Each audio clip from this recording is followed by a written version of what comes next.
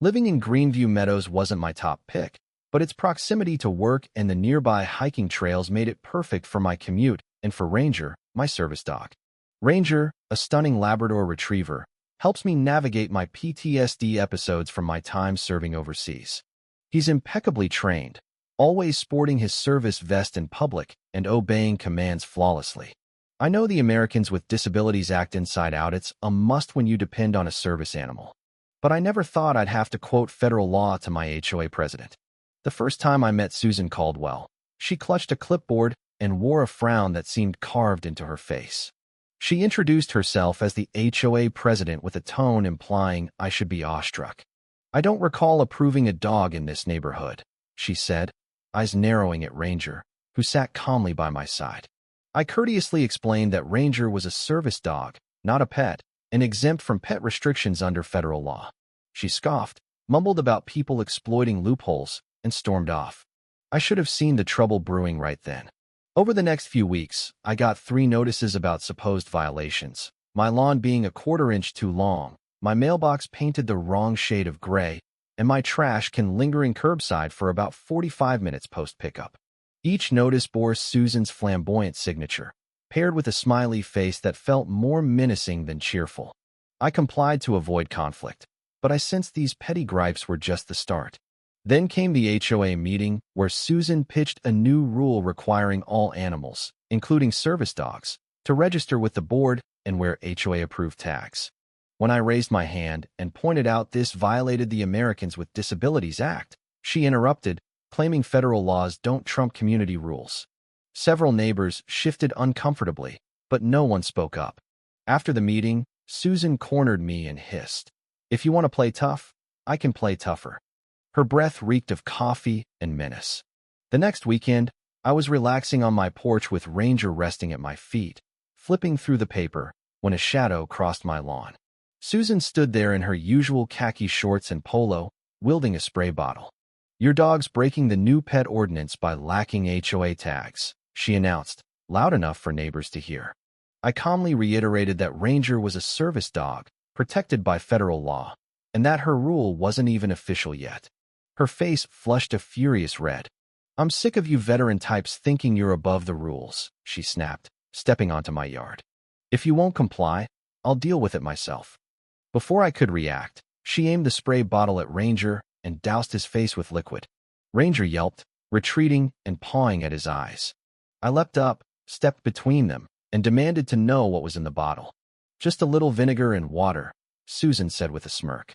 "It won't hurt him, but maybe he'll learn to respect authority."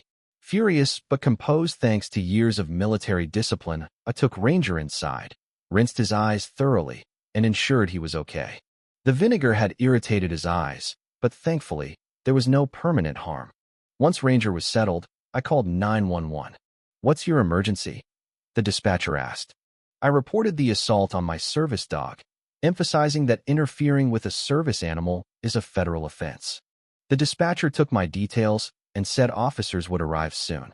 20 minutes later, 2 cops knocked on my door. I explained everything, showed Ranger's service dog certification and training records, and pointed out Susan's house across the street. One officer stayed to take my statement while the other went to confront Susan. From my window, I saw her flailing her arms, her face twisted with outrage.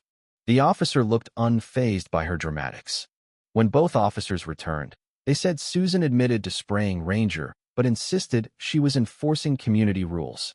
They'd informed her that tampering with a service animal violates the Americans with Disabilities Act, carrying hefty fines and potential jail time, and her actions also qualified as animal cruelty under state law. They were arresting her and asked if I'd press charges. Without a second thought, I said yes.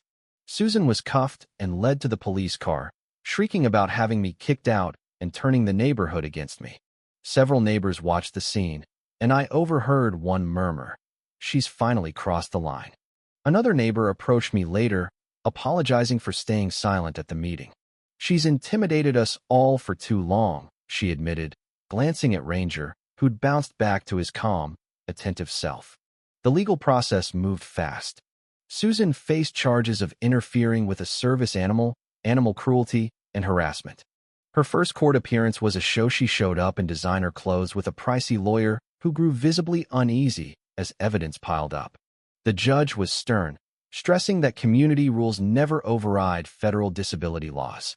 While awaiting trial, an emergency HOA meeting was called. I attended with Ranger, and nearly every homeowner showed up. The board's vice president proposed a no-confidence vote in Susan's leadership, citing her reckless actions that risked legal trouble for the community. The vote was unanimous. Susan was ousted from the board immediately.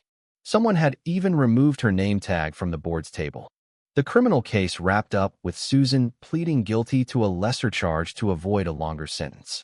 The judge gave her 30 days in county jail, a $5,000 fine, 200 hours of community service at an animal shelter, and mandatory disability rights classes. As the sentence was read, Susan's face cycled through shock, anger, and finally grim acceptance. "I was just enforcing the rules," she muttered weakly as the bailiff approached. The judge leaned forward and said, "The most important rule, Ms. Caldwell, is respecting the laws that protect service animals and those who rely on them."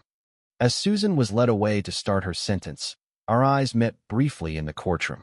The arrogance that once defined her was gone, replaced by the humbled look of someone who'd finally met a rule she couldn't dodge. She mouthed something, maybe, "This isn't over," but we both knew it was.